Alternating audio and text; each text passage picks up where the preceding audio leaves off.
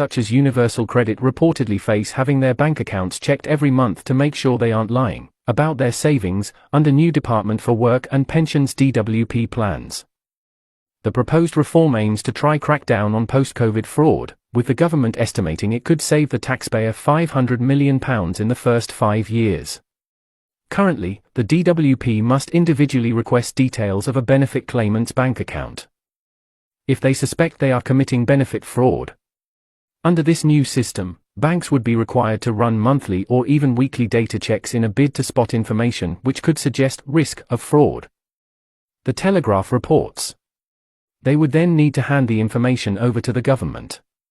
Secretary of State for Work and Pensions Mel Stride is understood to see benefit fraud as profoundly wrong. A government source told the publication, "Every pound stolen by fraudsters could be spent on our public services or on those most in need." Mel sees it as profoundly wrong that benefit cheats aren't playing by the rules and is determined to bring fairness for the taxpayer. Part of the eligibility criteria states a person must have £16,000 or less in money, savings and investments in order to claim universal credit. If a claimant's bank account suggests otherwise, then it could trigger a red flag and be reported to the DWP.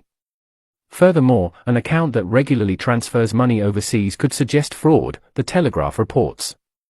A DWP spokesperson said, "We are already cracking down on those who try to exploit the welfare system in a push to save the taxpayer £1.3 billion in the next year. We are ramping up our plans to root out fraud through our Fighting Fraud plan, which will bolster the counter-fraud frontline significantly by deploying trained specialists to review millions of universal credit claims, among other measures. People on universal credit need to meet the requirements of their claimant commitment or they could have their benefits reduced or stopped. There's no limit as to how many hours people can work. As instead, universal credit reduces as people earn more.